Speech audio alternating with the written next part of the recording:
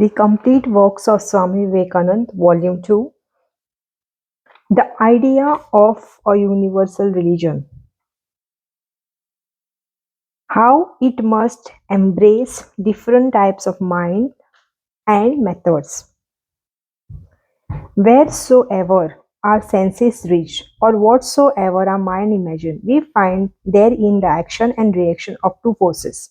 The one counteract, counteracting the other and causing the one counteracting and the other, and causing the constant play of the mixed phenomena that we see around us, and of those which we feel in our minds. In the external world, the action of these opposite forces is expressing itself as attraction and repulsion, or as the centripetal and centrifugal force, and in internal as love and hatred, good and evil. We repel some things, we attract others. We are attracted by one, we are repelled by another.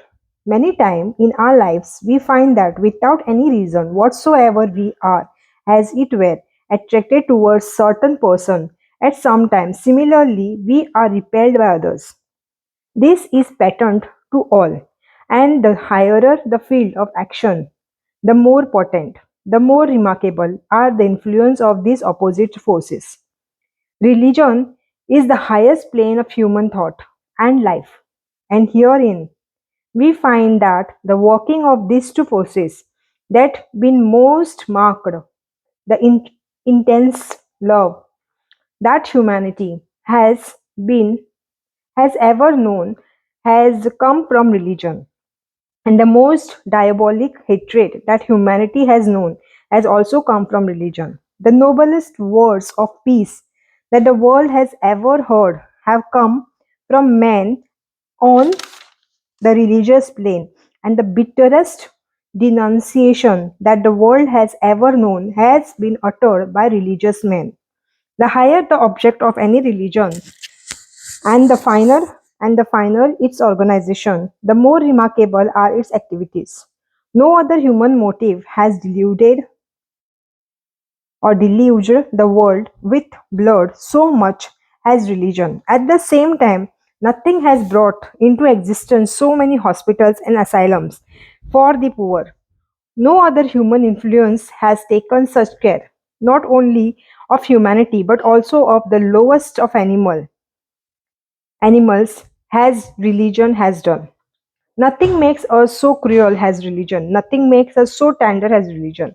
This has been so in the past and will also be in the future. In all probability, to so in the future. At out of the midst of this din and turmoil, the strife and struggle, this hatred and jealousy of religion and sects, there have arisen from time to time potent voices, drowning all the noise, making themselves heard from pole to pole, as it were, proclaiming peace and harmony. Will it ever come? Is it possible that there should ever reign unbroken harmony in this plane of mighty religious struggle? The world is the exercise in the later part of this century by the question of the harmony. In the society, various planes are being proposed and attempts are made to carry them into practice. But we know how difficult it is to do so. People find that it is almost impossible to mitigate the fury of the struggle of life, to tone others, or to tone down the tremendous nerves tension that is in men. Now, if it is so difficult to bring harmony and peace to the physical plane of life, the external, gross, and outside of it, then a thousand times more difficult is it to bring peace and harmony to rule over the internal nature of men. I would also ask you for the time being to come out of the network of the words we have all been hearing from childhood of such things as love, peace, charity, equality, universal brotherhood, but they have become to us mere words without meaning, words which we repeat like parrots, and has become quite natural for us to do so. We cannot help it. Great souls who first felt these great ideas in their hearts manufactured these words, and at that time many understood their meaning. Later on, ignorant people have taken up those words to play with them and made religion a mere play upon words and not a thing to be carried into practice. It becomes my father's religion, our nation's religion, our country's religion, and so forth. It becomes only a phase of patriotism to profuse any religion. And patriotism is always partial. To bring harmony into religion must always be difficult. Yet we will consider this problem of the harmony of religion. We see that in every religion there are three parts. One, in every great and recognized religion. First, there is philosophy, which present the whole scope of that religion, setting forth its basic principle, the goal and means of reaching it. The second part is mythology, which is philosophy made concrete. It consists of legends related to the lives of people or men or of the supernatural being and so forth. It is the abstraction of philosophy concretized in the more or less imaginary lives of men and supernatural beings. And third part is the ritual. This is still more concrete and is made up of forms and ceremonies, various physical attitudes, flowers and incense, and many other things that apply to the senses. In this consist the rituals. You will find that all recognized religions have these three elements. Some lay more stress on one, some on another. Let us now take into consideration the first part, that is philosophy. Is there one universal philosophy? Not yet. Each religion brings out its own doctrine and insists upon them has been the only true ones. And not only does it do that, but it thinks that he who does not believe in them must go to some horrible places. Some will even draw this sword to compel others to believe as they do. This is not through wickedness, but through particular disease of human brain called fanaticism. They are very sincere. These fanatics, the most sincere of human beings, but they are quite as irresponsible as other lunatic in the world. This disease of fanaticism is one of the most dangerous of the all diseases. All the wickedness of human nature is roused by it. Anger is stirred up, nerves are stung high, and the human being becomes like tiger. Is there any mythological similarities? Is there any mythological harmony? Any universal mythology accepted by all religions? Certainly not. All religions have their own mythology. Only each of them says, my stories are not mere myth. Let us try to understand the question by illustration. I simply mean to illustrate. I do not mean criticism of any religion. The Christian believe that God took the shape of dove and came down to earth. To him, this is history and not mythology. The Hindu believe that God is manifested in the cow. Christians say that to believe so is mere mythology and not history. That is superstition. The Jews think that if an image be made in the form of a box or a chest with an angel on either side, then it may be placed in the holy of the holies. It is a sacred to Jehovah. But if the image is made in the form of a beautiful man or woman, they say, this is horrible idol. Break it down. This is our unity in mythology. If a man stands up and say, my prophet did such and such a wonderful thing, the other will say, that is only superstition. But at the same time, they say that their own prophet did still more wonderful things, which they hold to be historical. Nobody in the world, as far as have seen it, is able to make out the fine distinction between history and mythology as it exists in the brain of this person. All such stories to whatever religion they may belong, are really mythology. Mixed up occasionally, it may be with a little history. Next comes the rituals. One sect has one particular form of ritual and think that that is holy, while the ritual of another sect are simply errant superstitions.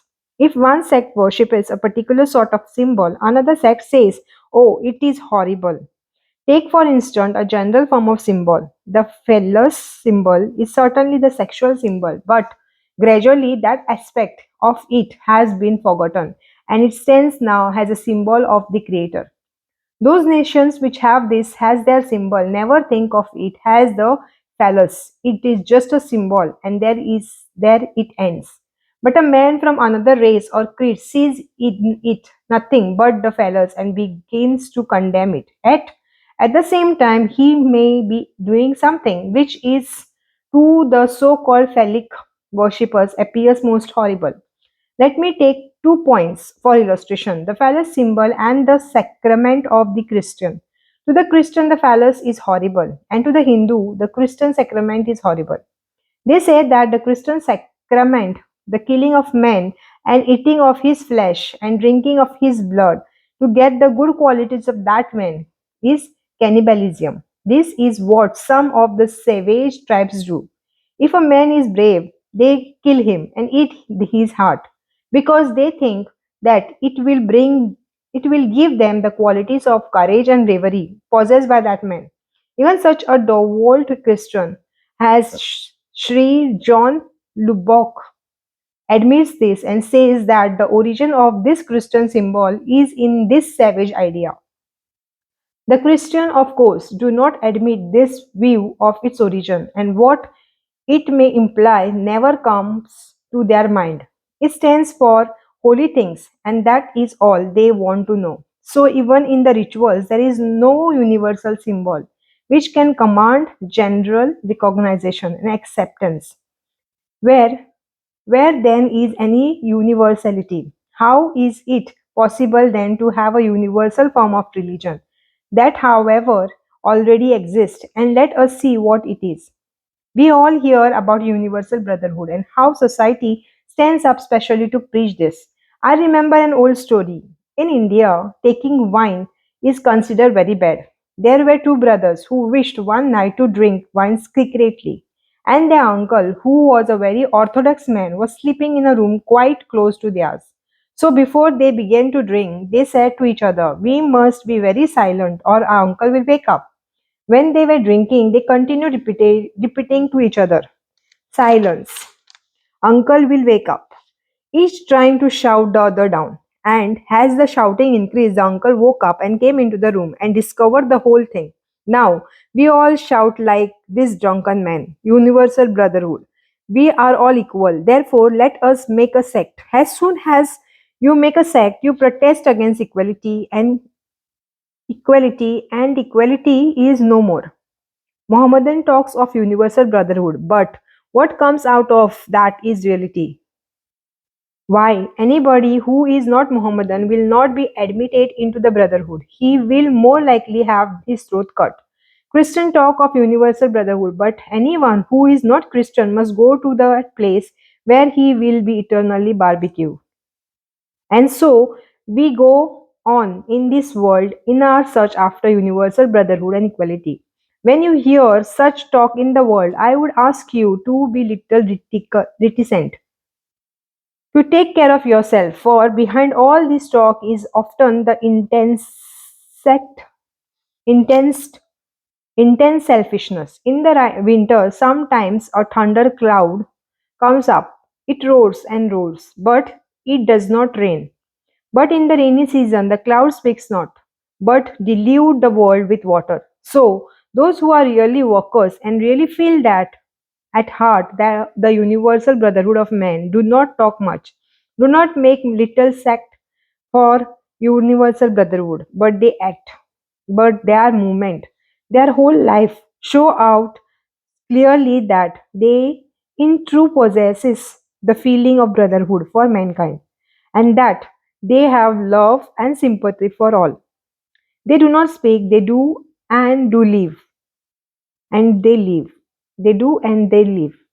This world is too full of blustering talk. We want a little more honest work and less talk. So far, we see that it is hard to find any universal feature in regard to religion, and yet we know that they exist. We are all human beings, but are we all equal? Certainly not. Who says we are equal? Only the lunatic. Are we all equal in our brains, in our powers, in our bodies? One man is stronger than another. The one has more brain power than another. If we are all equal, why is there the inequality? Who made it? We. Because we have more or less power, more or less brain, more or less physical strength. It must make a difference between us. Yet, we know that the doctrine of equality applies to our heart. We are all human beings, but some men are men and some are women. Here is a black man, there is a white man, but all are men. All belong to one humanity. Various are our faces. I see no two alike, yet we are all human beings. Where is this one humanity? I find a man or a woman, either dark or fair. And among all these faces, I know that there is an abstract humanity which is common to all. I may not find it when I try to grasp it, to sense it, and to actualize it, yet I know for certain that it is there. If I am sure of anything, it is of this humanity which is common to all us. It is through this generalized entity that I see you as a man or a woman. So it is with the universal religion which runs through all the various religions of the world in the form of God. It must and does exist through entirely and eternity. I am the thread that runs through all these poles, and each pole is the religion or even a sect thereof. Such are the different poles, and the Lord is the thread that runs through all this, or all of them. Only the majority of mankind are entirely unconscious of it. Unity in variety is the plan of the universe. We are all men, and yet we are all distinct from one another. As the part of humanity, I am one with you. As Mr. So and so, I am different from you. As a man, you are separate from the woman. As a human being, you are one with the woman. As a man, you are separate from the animal. But as living beings, man, woman, animal, and plant are all one, existence and our existence. You are one with the whole universe. That universal existence is God, the ultimate unity in the universe. In Him, we are all one. At the same time, in manifestation, this difference must always remain in our work, in our energies, as they are being manifested outside. These differences must always remain. We find then that if my idea of universal religion is, is meant that one set of doctrine should be believed in by all mankind, it is wholly impossible. It can never be. There can never be a time when all faces will be the same.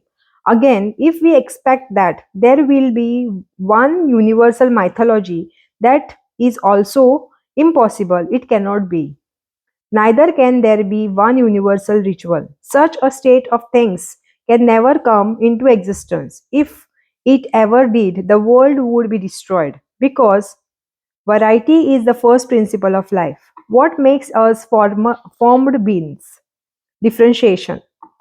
Perfect balance would be our destruction. Suppose the amount of heat in this room, the tendency of which is towards equal and perfect diffusion, gets the kind of diffusion, then for all practical purposes, that heat will cease to be.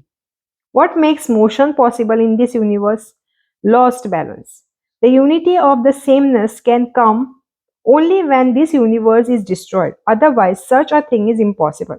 Not only so, it would be dangerous to have it. We must not wish that all of us should think alike. There would then be no thought in to think. We should be all alike, as the Egyptian mummies in the museum, looking at each other without a thought of think or thought to think. It is this difference, this differentiation, this losing of the balance between us, which is the very soul of our progress. The soul of all our thoughts, this must always be. What then do I mean by the idea of the universal religion? I do not mean any one universal philosophy or any one universal mythology or any one universal ritual held alike by all. For I know that this world must go on working, will within wills, will within will. This intricate mass of machinery, most complex, most wonderful. What can we do then? We can make it run smoothly. We can listen the friction. We can grease the wheels, as it were. How? By recognizing the natural necessity of variation. Just as we have recognized unity by our own nature, so we must also recognize variation. We must learn that the truth may be expressed in 100,000 ways, and that each of these ways is true as far as it goes. We must learn that the same thing can be viewed from 100 different standpoints and yet be the same thing. Take for instance sun. Suppose a man standing on the earth looks at the sun when it rises in the morning. He sees a big ball. Suppose he starts on a journey towards the sun, takes a camera with him, taking photos at every stage of his journey until he reaches the sun. The photographs of each stage will be seen to be different from those of the other stages. In fact, when he gets back, he brings with him so many photographs of so many different suns as it would appear, and yet we know that is the same sun was photographed by the man at the different stages of his progress. Even so is it with the Lord. Through high philosophy or low, through the most exalted mythology or gospel, through the most refined ritualism and errant asceticism, every sect, every soul, every nation, every religion, consciously or unconsciously, is struggling upward towards God.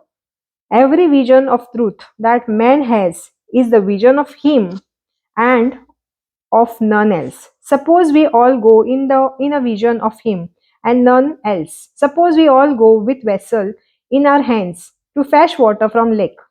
One has a cup, another has jar, another has a bucket, and so forth. And we will fill our vessels. The water in each case naturally takes the form of the vessel carried by each one of us.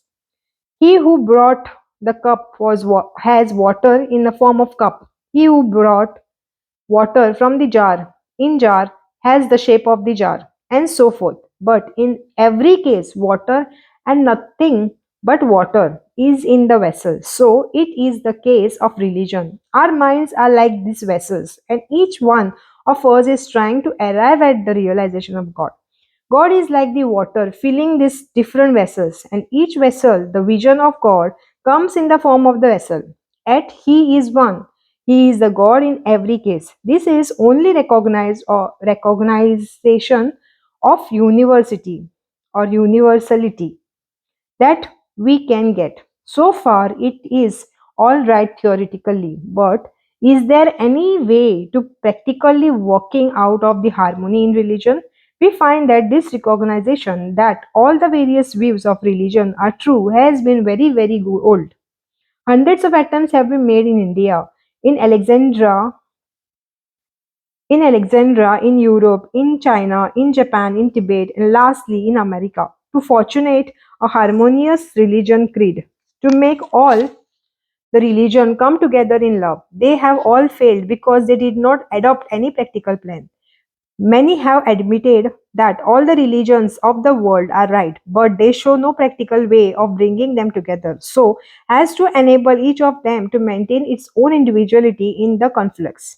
That plan alone is practical, which does not destroy the individuality of any man in religion and at the same time shows him to a point of union with all others. But so far, all the planes of harmony, religious harmony that have been tried while proposing to take in all the various views of religion, have in practical tried to bind them all down to the new doctrine, and so have produced more new sects, fighting, struggling, and pushing against each other. I have also my little plan. I do not know whether it will work or not, and I want to present it to you for discussion. What is my plan? Is in the first place, I would ask mankind to recognize the maximum. Do not destroy. I know iconoclastic reformers do no good to the world. Break not, pull not anything down, but build. Help if you can. If you cannot, fold your hands and stand by and see things go on. Do not injure. If you cannot render help, say not a word against any man's conviction, so far as they are sincere. Secondly, take man where he stands, and from there give him a lift. If it be true that God is the center of all religions, and that each of us is moving towards him along one of this radium, then it is certain that all of us must reach that center. And at the center where all the radii meet, all our differences will cease. But until we reach there, differences there must be. All these radii converge to the same center. One, according to his nature, travels along one of these lines, and another along method, along another. And if we all push onward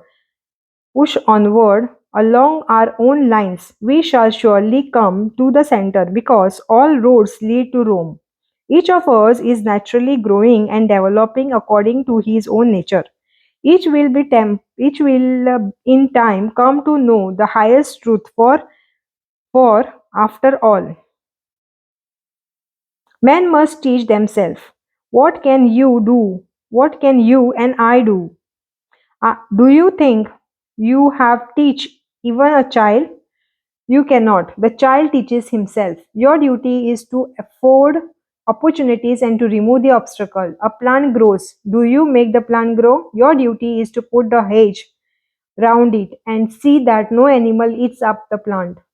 That's your duty end. The plant grows of itself. So it is in regard to the spiritual growth of every man. None can teach you, none can make the spiritual man of you. You have to teach yourself. Your growth must come from inside. What can an external teacher do? He can remove the obstructions in a little, and there his duty ends. Therefore, help if you can, but do not destroy. Give up all ideas that you can make the man spiritual. It is impossible. There is no other teacher to you than your own soul. Recognize this. What come of it? In the society, we see so many different natures. There are thousands and thousands of varieties of minds and inclinations. Uh, through through through generalization of them is impossible. But for a practical purpose, it is sufficient to have them characterized into four classes. First, there is an active man, the worker. He wants to work, and there is tremendous energy in his muscle and his nerves. His aim is to work, to build hospital, do charitable deeds, make streets, to plan, to organize. Then there is the emotional man who loves the sublime and beautiful to an excessive degree. He loves to think of beautiful and enjoy the atheistic side of nature, and adores love and the God of love. He loves with his whole heart the great soul of all time, the prophet of religion and incarnation of God on earth. He does not care whether reason can or cannot prove that Christ or Buddhists exist. He does not care for the exact date when the Sermon on the Mount was preached, or for the exact moment the Krishna birth. What he cares for is their personalities.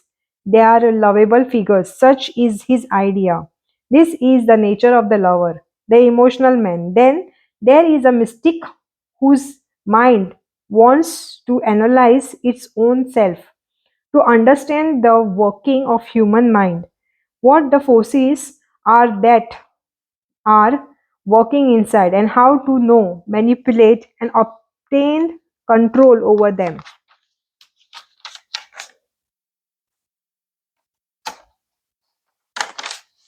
This is a mystical mind. Then there is a philosophical philosopher who wants to weigh everything and use his intellect even beyond the possibility of all human philosophy. Now a religion to satisfy the large portion of the mankind must be able to supply food for all the various type of minds.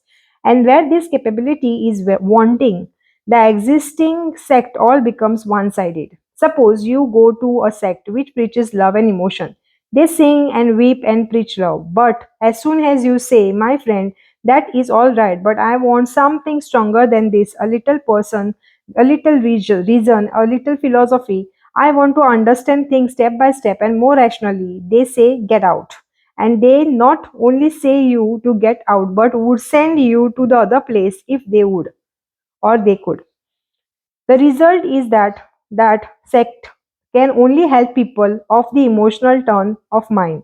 They not only do not help others but try to destroy them. And the most wicked part of the whole thing is that they will not only not help others but do not believe in their sincerity.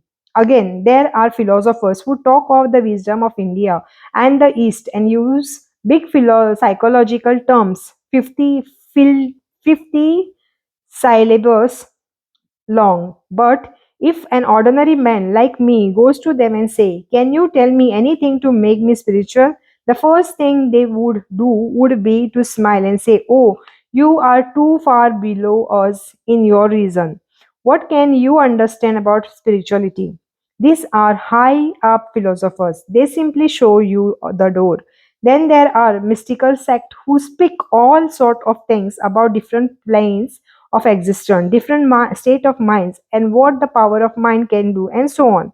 And if you are an ordinary man and say, "Show me anything good that I can do," I am not much given to speculations. Can you give me anything that will suit me? They will smile and say, "Listen to that fool. He knows nothing. His existence is his existence is for nothing." And this is going on everywhere in the world. I would like to get extreme exponent of all these different sects and shut them up in the room and photograph their beautiful derisive smile. This is the existing condition of religion, the existing condition of things. What I want to propagate is a religion that will be equally applicable to all minds. It must be equally philosophic, equally emotional, equally mystic, and equally conductive to action.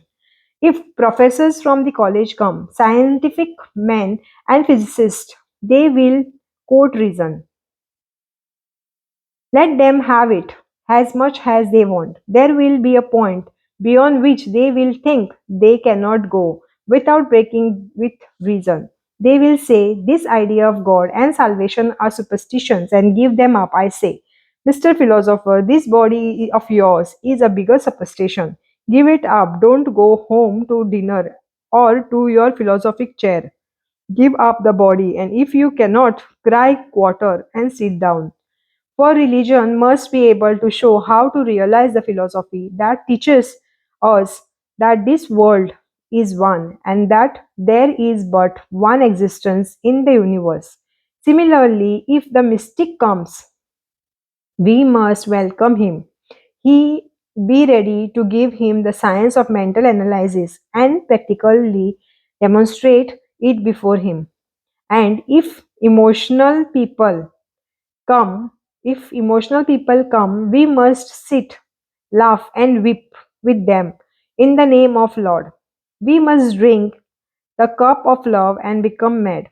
If the energetic workers comes, we must work with them with all energy that we have. And this combination will be the idea of the nearest approach to the universal religion, would to God, that all men were so constituted that in their mind all these elements of philosophy, mysticism, emotion, and of all work were equally present in full. That is the idea, my idea of a perfect man. Everyone who has only one or two of the element of character I consider one-sided, and this world is almost full of such one-sided men, with knowledge of that one road only in which they move, and anything else is dangerous and horrible to them. To become harmoniously balanced in all these four directions is my idea of religion. And this religion is attained by what we in India call yoga, that is union. To the worker, it is union between man and the whole humanity. To the philosopher, to the mystic, between his lower and higher sect, to the lover, union between himself and the God of love. To the philosophers, it is a union of all existence. This is what is meant by yoga. This is a Sanskrit term, and these four divisions of yoga have the Sanskrit different names. The man who seeks after the kind of union is called a yogi. The worker is called karma yogi. He who seeks the union through the love, called the bhakti yogi. He who seeks it through mysticism is called as Raja Yogi, and he who seeks it through philosophy is called as Jnana Yogi. So this word yogi comprises them all. Now, first of all, let me take up Rajyog. What is this Rajyog? This controlling of mind. In this country, you are associating all sort of hobgoblins with the word yoga. I am afraid. Therefore, I must start by telling you that it has nothing to do with such things. No one of these yogas gives up reason. No one of them asks you to hoodwink or to deliver your reasons into the hands of the priest of any type whatsoever. No one of them asks that you should give your allegiance to any superhuman messenger. Each one of them tells you to cling to your reason, to hold fast to it. We find in all beings three sorts of instrument of knowledge. The first is instinct, which you find most highly developed in animals. This is the lowest instrument of knowledge. What is the second instrument of knowledge? Reasoning. You find that the most highly developed in men. Now, in the first place, instinct is the inadequate instrument to animals. The sphere of action is very limited, and within that limit, instinct acts. When you come to men, you see it is largely developed into reason. The sphere of action also has here become enlarged. At sin, at even reason is still very insufficient. Reason can go only a little way and then it stops. It cannot go any further, and if you try to push it, the result is helpless confusion.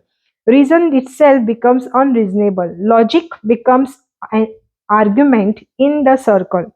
Take, for instance, the very basis of this perception, matter and force. What is matter?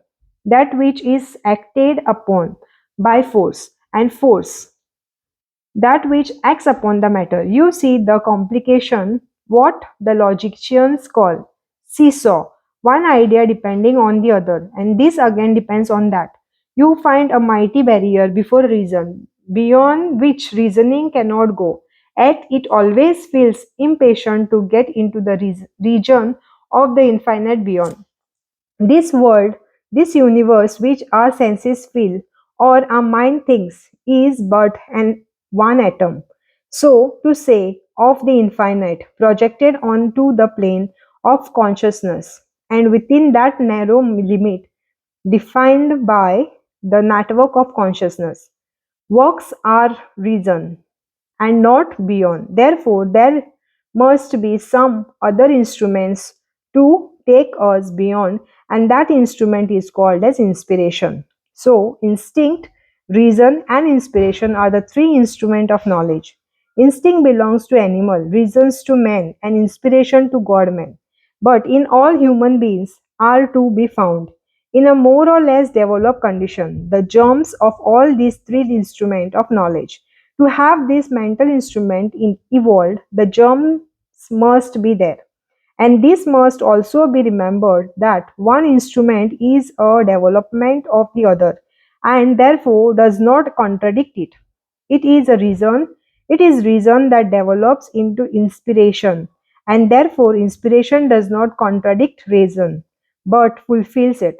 Things which reason cannot get at are brought to light by inspiration, and they do not contradict reason. The old man does not contradict the child, but fulfills the child. Therefore, you must always bear in mind that the great danger lies in mistaking the lower form of the instrument to be the higher. Many times, instinct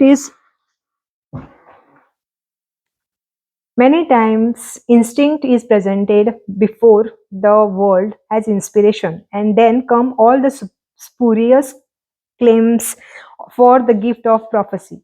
A fool or a semi lunatic thinks that the confusion going on in his brain is inspiration and he wants men to follow him. The most contradictory irritation nonsense that has been preached in the world is simply the instinctive jar- jargon of confused lunatic brains, trying to pass for the language of inspiration. The first test of true teaching must be that the teaching should not contradict reason. And you may see that such is the basis of all this yoga. We take the Raj Yoga, the psychological way to union. It is the vast subject, and I can only point out to you now the central idea of this yoga.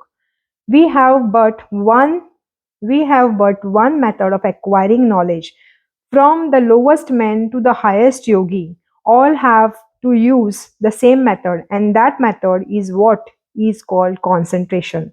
The chemist who works in this laboratory concentrates all the powers of his mind, brings them into one force and throws them on the element, and the element stands analyzed, and thus his knowledge comes. The astronomer has also concentrated his power of his mind and brought them into the force, and he throws them onto the object through his telescope, and the star and the system rolls forward and give up their secret to him.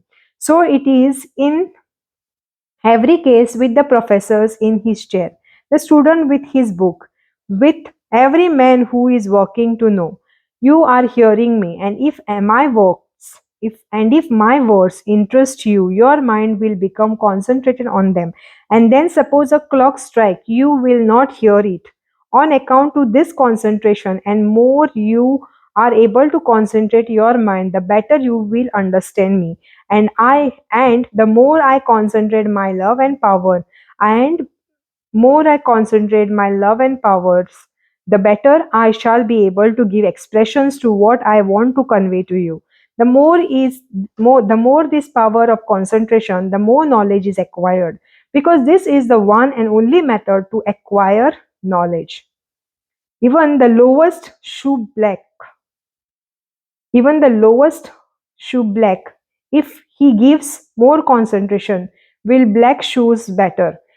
The cook will cook a meal all the better. In making money or in worshipping God or in doing anything, the stronger the power of concentration, better will be that thing to be done. This is the one call and one knock which opens the gate of nature and let out the flood of light. The power of concentration, is the only key to the treasure house of knowledge. The system of Raj Yoga deals almost exclusively with this. In the present case state of our body, we are so much distracted, and the mind is frittering away with away its energies upon the hundred sort of things. As soon as I try to calm my thoughts and concentrate my mind upon any one object of knowledge, thousands of undesirable impulses rush into my brain, thousands of thoughts rush into my brain and disturb it. How to check it and bring the mind under control is the whole subject of study in Raja Yoga. Now, take Karma Yoga, the attainment of God through work.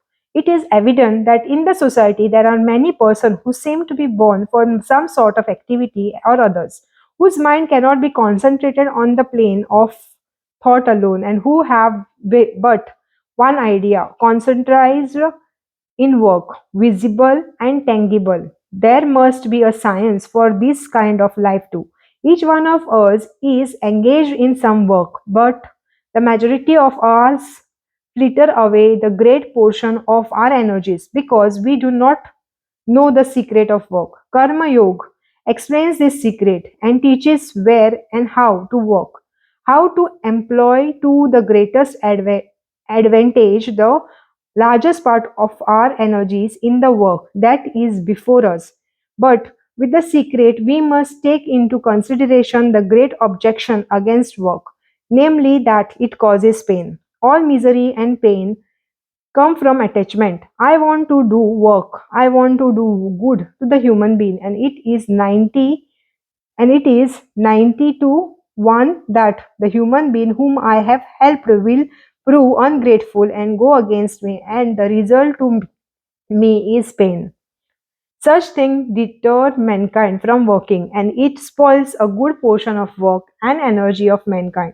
Spoils the good portion of energy and work of mankind. This fear of pain and misery. Karma Yoga teaches us how to work for work's sake, unattached without caring who is helped and what for. The Karma Yogi works because it is his nature, because he feels that it is good for him to do so, and he has no object beyond that. His position in this world is that of a giver, and he never cares to receive anything. He knows that he is giving and does not ask for anything in return, and therefore he eludes the grasp of misery. The grasp of pain, whenever it comes, is the result of the reaction of attachment. There is then the bhakti yoga for a man of emotion.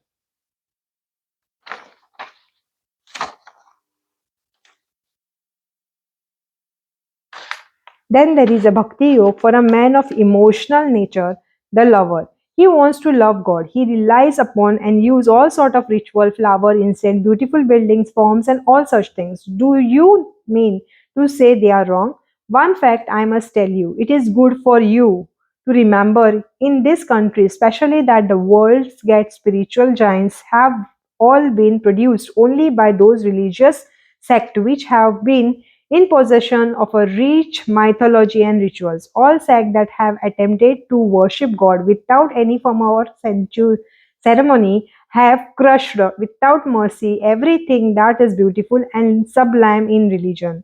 Their religion is a fanaticism at best, a dry thing. The history of the world is the standing witness to this fact.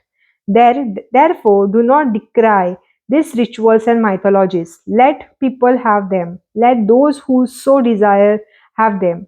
Do not exhibit that unworthy, derisive smile and say, they are full, let them have it. Not so. The greatest men I have seen in my life, the most wonderfully developed in the spirituality, have all come through the disciples of these rituals. I do not hold myself worthy to sit at their feet and for me to criticize them. How do I know how these ideas act upon the human mind? Which of them I am to accept or which of reject?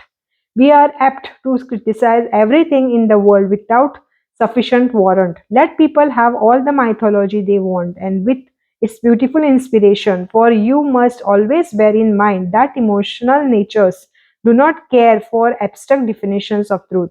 God to them is something tangible, and the only thing that is real that they feel, hear, and see Him and love Him. Let them have their God. Your rationalist seems to them to be like the fool who, when he saw a beautiful statue, wanted to break it to find out of what material it was made.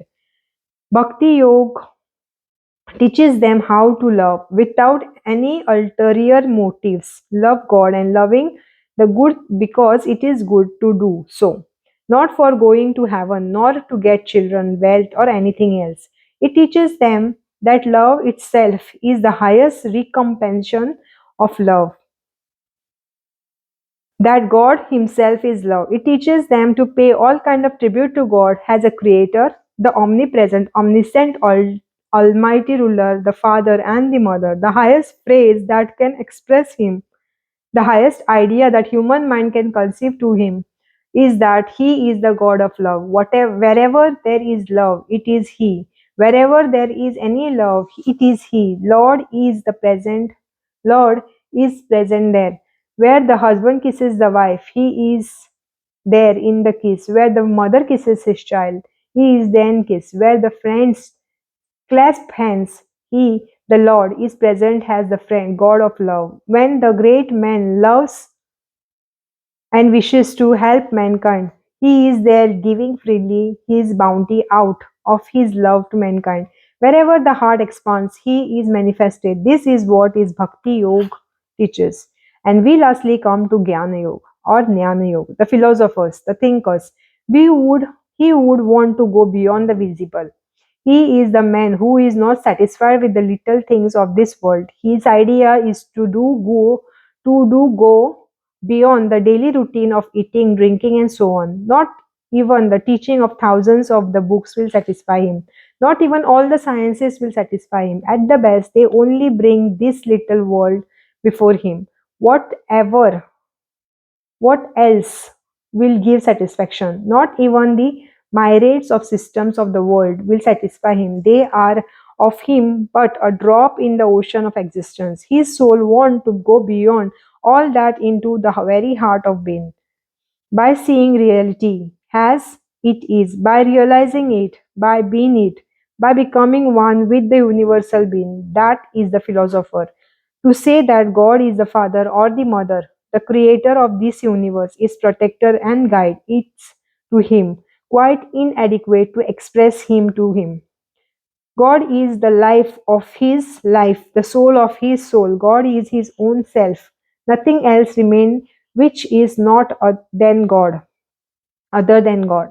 All the mortal parts of him becomes pounded by weighty strokes of philosophy and are brushed away. What at last truly remains of God himself? Upon the same tree there are two birds, one on the top and other below. The one on the top is calm, silent, and majestic, immersed in his own glory. The one on the lower branch, eating sweet and bitter fruits by turns, hopping from branch to branch, is becoming happy and miserable by turn. After the time, the lower bird eats an unexpected unexceptionally bitter fruit and gets disgusted and looks up and sees the other bird, that wondrous one of the golden plumage, who eats neither sweet nor bitter fruit, who is neither happy nor miserable, but calm, self-centered, and see nothing beyond himself. The lower world longs for this condition, but soon forgets it, and again begins to eat the fruits. In the little while, he eats another an exceptionally bitter fruit, which makes him feel miserable, and he say again looks up and tries to get nearer to the upper board.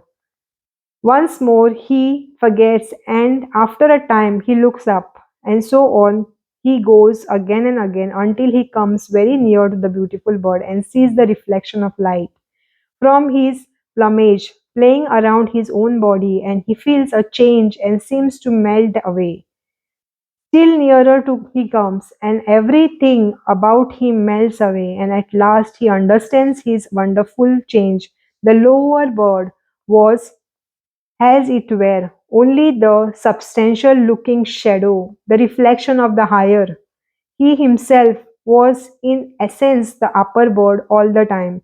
This eating of fruit, sweet, bitter, this lower, the little bird, whipping and happy by turns, was a vain chimera, a dream. All along, the real world was there above, calm and silent, glorious and majestic, beyond grief, beyond sorrow. The upper bird is God, the Lord of this universe, and the lower bird is a human soul, eating the sweet and bitter fruits of this world. Now and then comes a heavy blow to the soul. For a time, he stops the eating and goes towards the unknown God, and floats to of light comes.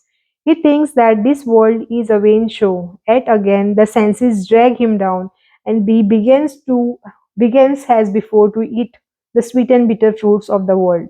Again an exceptionally hard blow comes, his heart becomes open again to divine light. Thus gradually it approaches God. And as he gets nearer and nearer, he finds his old self melting away. When he has come nearer enough, he sees that he is no other than God. And he exclaims, He whom I have described to you as the life of this universe, has present in the atom and in the sun and the moon. He is the basis of our own life, the soul of our soul. Nay, thou art that. That is what this Jnana Yoga or Jnana Yoga teaches. It tells man that he is essentially divine. It shows to mankind the real unity of being, and that each one of us is the Lord God Himself manifested on earth. All of us, from the lowest worm that crawls under our feet to the highest being to whom we look up with wonderful and of all are manifestations of the same Lord. Lastly, it is imperative that all these various yogas should be carried out in practice. Mere theories about them will not do any good. First, we have to hear about them. Then, we have to think about them. We have to reason the thoughts out, impress them on our minds, and we have to meditate on them, realize them until at last they become whole our life. No longer will religion remain a bundle of ideas or theories, nor an intellectual assent. It will enter into our very self by means of intellectual assent. We may today subscribe to many foolish things, and change our minds altogether tomorrow. By means of intellectual assent, we may today subscribe to many foolish things and change our minds altogether tomorrow. But true religion never changes. Religion is realization, not talk, not doctrine, not theories, however beautiful they may be. It is being and becoming, not hearing or acknowledging. It is the whole soul becoming changed into what it believes. That is religion.